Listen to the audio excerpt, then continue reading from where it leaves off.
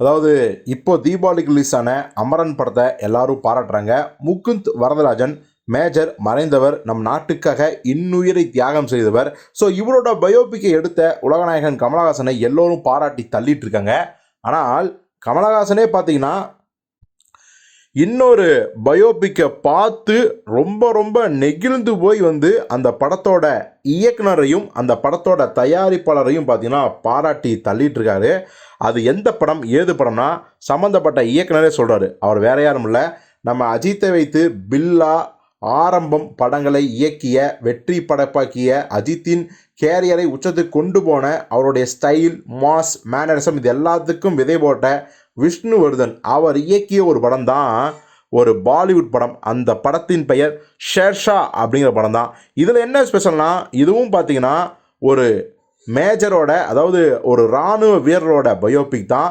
அதாவது கார்கில் போரில் வீர மரணம் அடைந்த விக்ரம் பத்ரா இருக்கார் பார்த்தீங்களா, அவரோட வாழ்க்கை வரலாறு தான் பாலிவுட்டில் ஷெர்ஷா அப்படிங்கிற பேரில் நம்ம விஷ்ணுவர்தன் இயக்குனார். நம்ம சித்தார்த் மல்கோத்ரா, கியாரா அத்வானி இவங்கெல்லாம் நடிச்சிருந்தாங்க. இப்போது இந்த படத்தை பார்த்த கமலஹாசன் பார்த்தீங்கன்னா அப்போவே விஷ்ணுவர்தனை கூப்பிட்டு நெஞ்சார பாராட்டி தள்ளியிருக்காராம். அதை பற்றி விஷ்ணுவர்தன் என்ன சொல்கிறார் அப்படின்னா, அதாவது இந்த படம் எனக்கு ரொம்ப ரொம்ப வித்தியாசமான படம், எமோஷனலான படம். அதுதான் விக்ரம் பத்ராவின் கதை ஷேர்ஷா. ஒன்று முகுந்தோட ஸ்டோரி, இன்னொன்று விக்ரம் பத்ராவோட ஸ்டோரி. இப்போ அமரன் பார்த்திங்கன்னா முகுந்த் வரதராஜனோட ஸ்டோரி. எனக்கு நல்லா ஞாபகம் இருக்குது. நான் பொதுவாக ப்ரெஸ்ஸு அப்புறம் மக்கள் இவங்க யாரையும் மீட் பண்ண மாட்டேன். நான் படம் எடுத்து நான் பாட்டுக்கு அமைதியாக இருந்துருவேன். நான் எதுக்குமே கவலைப்பட மாட்டேன். எனக்கு ஃபேஸ்புக், இன்ஸ்டா, ட்விட்டர் அக்கௌண்ட்லாம் இல்லை. ஆனால் நான் ரொம்ப ரொம்ப சந்தோஷமாக இருக்கேன். அதெல்லாம் ஃபேக் அக்கௌண்ட்ஸு. ஏன் அப்படின்னா இந்த ஷேர்ஷா படத்தை பார்த்த கமல் சார் எனக்கு ஃபோன் பண்ணி பயங்கரமாக பாராட்டி தள்ளிட்டு இருந்தார். அது மட்டும் கிடையாது, இந்த படத்தை இயக்குனது நம்ம ஊர் விஷ்ணுவர்தனா அப்படின்னு அவருக்கு ஒரு சந்தேகம். அதை கன்ஃபார்ம் பண்ணுறதுக்காக தான் எனக்கே ஃபோன் பண்ணி கன்ஃபார்ம் பண்ணிவிட்டு அவ்வளோ நேரம் பாராட்டி தள்ளினார். இப்போ கூட அமரன் படத்தை எடுத்து முடிச்சுட்டு எனக்கு ஃபோன் பண்ணி இந்த படத்தை நீ பார்க்கணும் அப்படின்னு சொன்னார்.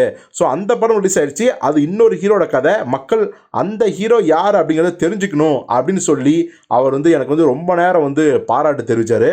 ஸோ இந்த வெற்றி அப்படிங்கிறது நேஷனல் அவார்டு வாங்குறதோ வசூலை குவிக்கிறதோ மட்டும் இல்லை, கமல் சார் மாதிரியான லெஜண்டுகளோட பாராட்டும் எனக்கு ரொம்ப ரொம்ப முக்கியம். இப்போ கூட அவர் ஏர்போர்ட்டில் பார்க்கும்போது அவர் சொன்னார், நைட் நான் யூஎஸில் போகிறேன், நைட் நான் யூஎஸ் கிளம்புறேன், ஏஐ டெக்னாலஜி படிக்க போகிறேன்னு சொன்னார். அதுதான் எனக்கு இன்ஸ்பிரேஷன் அப்படின்னு சொல்லி நம்ம விஷ்ணுவர்தன் பார்த்தீங்கன்னா கமலை புகழ்ந்து தள்ளியிருக்கார். ஸோ இதன் மூலம் மறைந்துள்ள ஒரு ஹிண்ட் என்ன அப்படிங்கிறத ரசிகர்கள் தொடர்ந்து அதை செய்தியாக்கிட்டு இருக்காங்க. என்ன அப்படின்னா, ஒருவேளை கமல் அவர்கள் ஏஐ படித்து முடிச்சு வந்ததுக்கப்புறம் இயக்குனர் விஷ்ணுவர்தனையே கமல் இயக்குனாலும் ஆச்சரியப்படுறதுக்கு இல்லை அப்படிங்கிறாங்க. ஸோ பொறுத்து பார்ப்போம் என்ன நடக்க போகுது அப்படின்னு.